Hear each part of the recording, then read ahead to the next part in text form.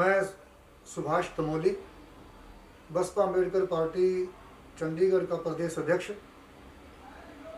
मैं आज इस महामारी के दौर में लोगों से विशेष तौर से ये प्रार्थना करना चाहता हूँ, निवेदन करना चाहता हूँ कि इसमें जहाँ तक हो सके हमें सरकार की जो गाइडलाइन है उसे फॉलो करना चाहिए और इस महामारी को हल्के में ना लेकर इसकी गंभीरता को समझते हुए हमें खुद भी बचाव रखना चाहिए।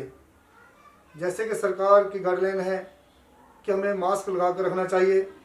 जब भी हम भीड़ भाड़ वाले एरिया में जाते हैं वहाँ मास्क बहुत ज़रूरी है। उसके बाद हमें 6 फुट की दूरी बना कर रखनी चाहिए और सैनिटाइज़र से जो है अपने हाथों को साफ करते रहना चाहिए, हाथों को साबुन से धोते रहना चाहिए और जितना हो सके हमें बिना काम के, बिना वजह के बाहर घूमने से थोड़ा परहेज करना चाहिए, बचाव करना चाहिए, ताकि ये जो महामारी का दौर है इसका जल्दी से जल्दी इलाज हो सके, बचाव हो सके और लोग सेफ और सुरक्षित रह सके। तो मेरे विशेष तौर से सभी लोगों से निवेदन है कि हमें इन सब चीज़ों को जो है मानते हुए घर से बहुत ज़रूरी हो तभी बाहर निकलना चाहिए, अपना बचाव करना चाहिए। अगर हम अपना बचाव करेंगे तभी पड़ोसी का बचाव हो सकेगा, तभी दूसरे साथी का, रिश्तेदार का, यार दोस्त का और देश के लोगों का बचाव हो सकेगा। अगर हम अपना बचाव नहीं कर पाएंगे तो लोगों का बचाव भी नहीं हो पाएगा। जिस तरीके से ट्राई सिटी में, देश में केस बढ़ रहे हैं, मैं समझता हूँ कि अगर इसी तरीके से चलता रहा तो हालात बहुत ख़राब हो सकते हैं।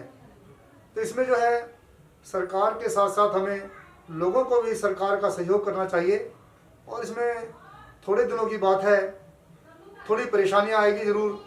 मैं समझता हूँ कि अगर ये देश बच जाए, लोगों की जान बच जाए तो परेशानियों को झेलने में कोई बुराई नहीं है।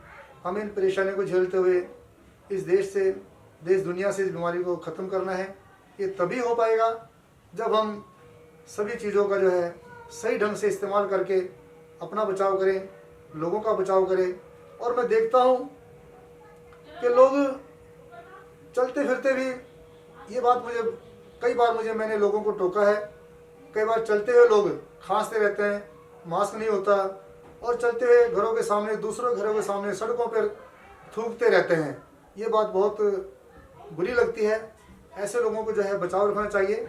चलते फिरते सड़कों पे, रोडों पे, घर के सामने ऐसे थूकना नहीं चाहिए, खांसना नहीं चाहिए। जो है इसका बचाव करना चाहिए ताकि छोटे छोटे बच्चे सड़कों पे खेलते हैं और वो फिर वही पैर लेके, जूते लेके घर में आ जाते हैं। तो इन सब चीज़ों का हमें ध्यान रखना चाहिए।